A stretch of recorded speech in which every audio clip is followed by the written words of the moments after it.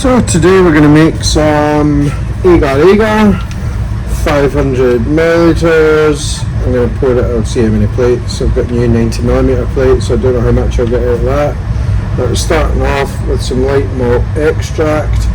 Now it's 7.5 grams, this can be quite nasty stuff. Sticks to absolutely everything. 6.3,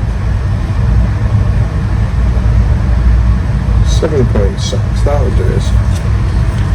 And that is Malt Masters light malt extract. Been using it for quite some time. It's really good stuff. Let's give my spoon a wee clean. Get all that nasty out of it.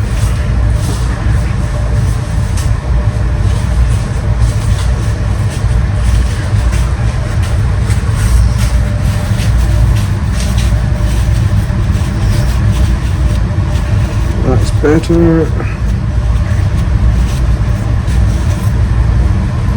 And 10 grams Agar Agar. This is the Your Health Store gluten free Agar Agar. Don't know if you can get Agar with gluten in it, but there we are. So tear that scale and I want 10 grams of this. That's 5.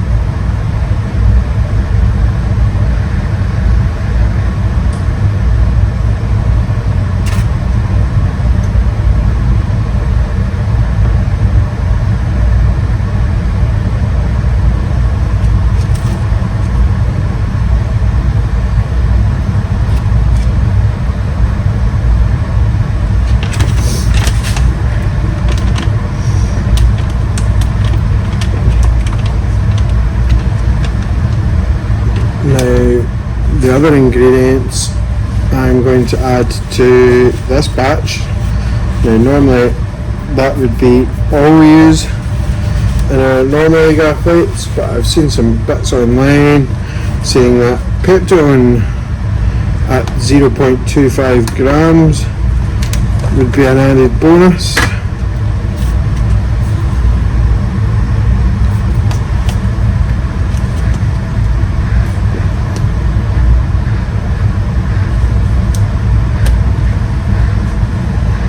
To the scale. Okay.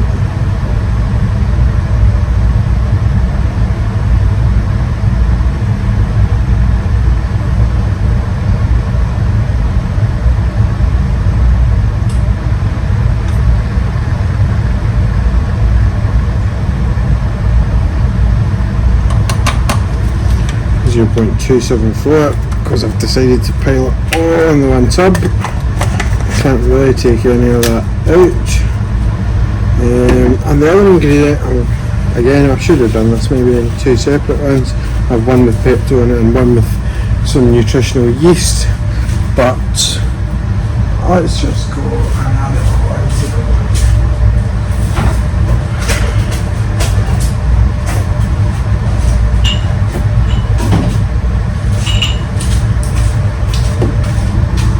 So for that I have my mortar and pestle.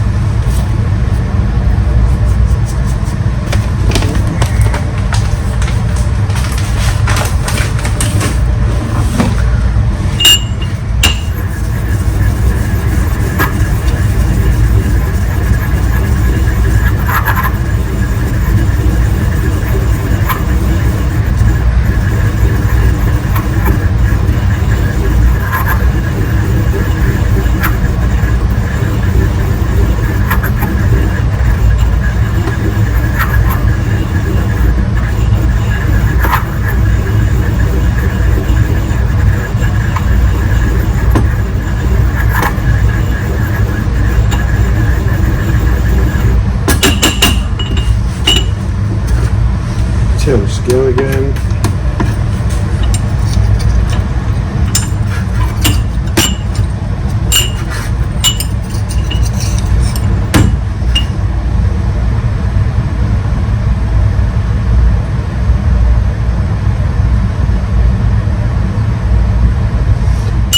seemed exactly the same, 0.260, so again, slightly too much. I'm sure the cocktails will love me for it. And that again was a nutritional yeast I ordered on Amazon. It seems like it was about £7.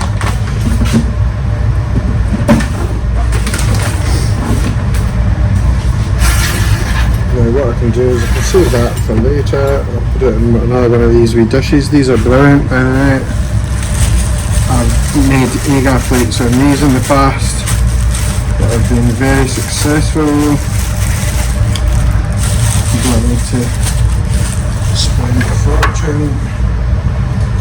Food safe, so they come relatively clean. You don't need to worry too much about sterilisation, but they're perfect for storing bits and pieces of dry chemicals or anything else, or making Agar plates, as I said.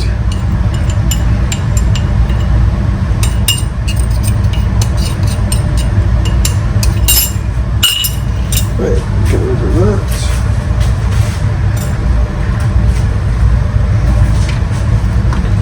So that's all the dry ingredients, and then into that we want to have 500 ml of distilled water.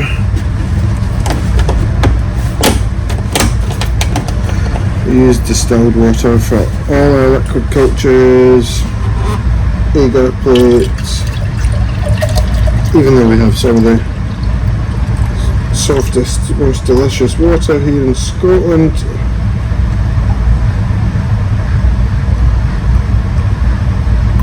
Like 500 mils exactly.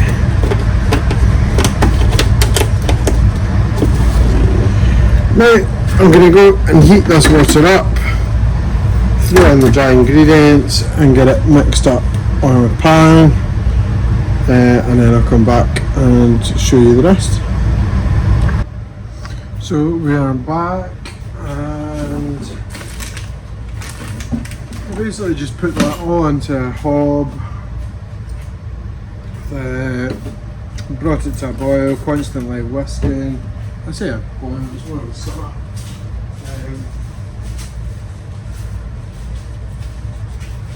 But now I have decided to add some blue food colouring, because why not?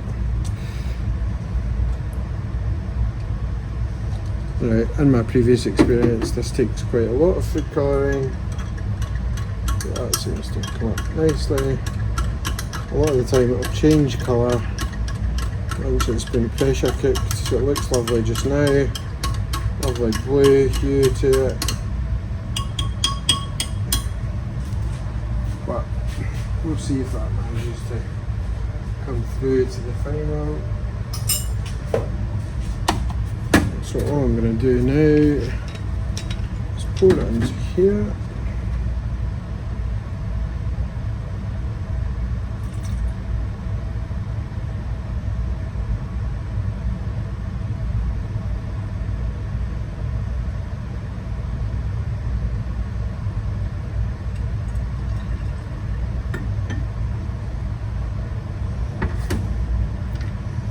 Put the lid on,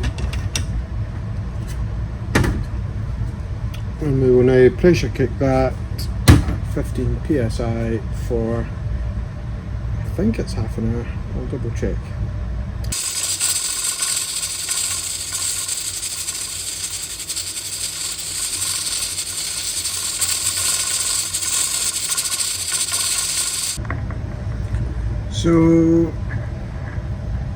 So as you can see, the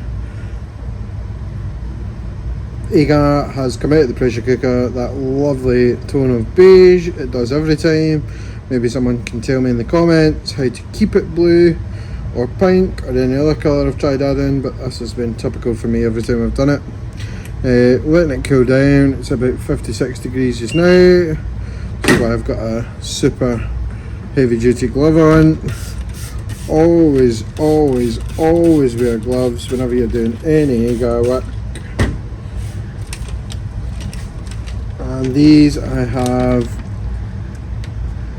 sterile vented petri dishes.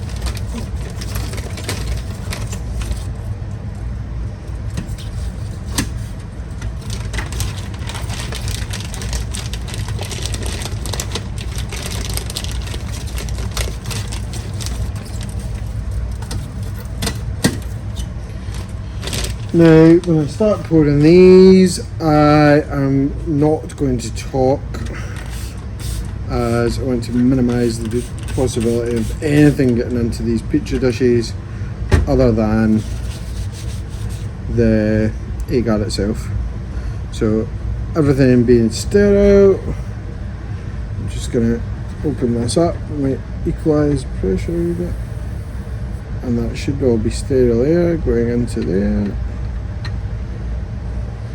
And once you start pouring, you don't really want to stop until everything's done.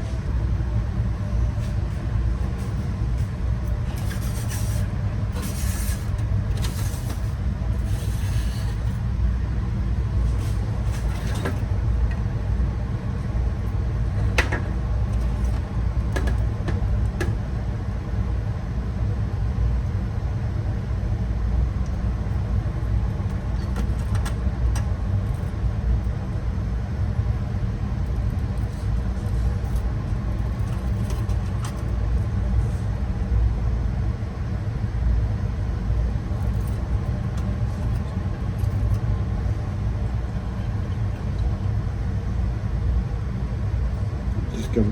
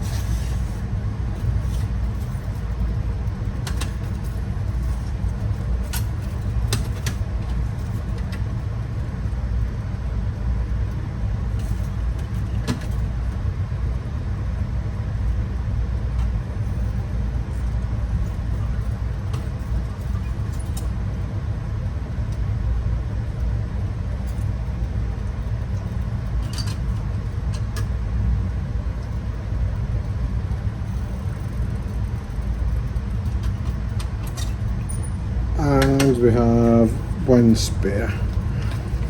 So, first time doing it. There you got a plate goes there.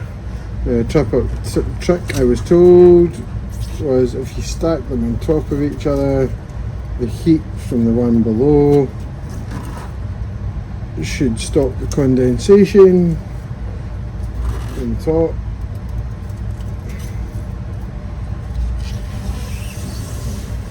So now I'll just leave these in front of the laminar flow hood until they are set.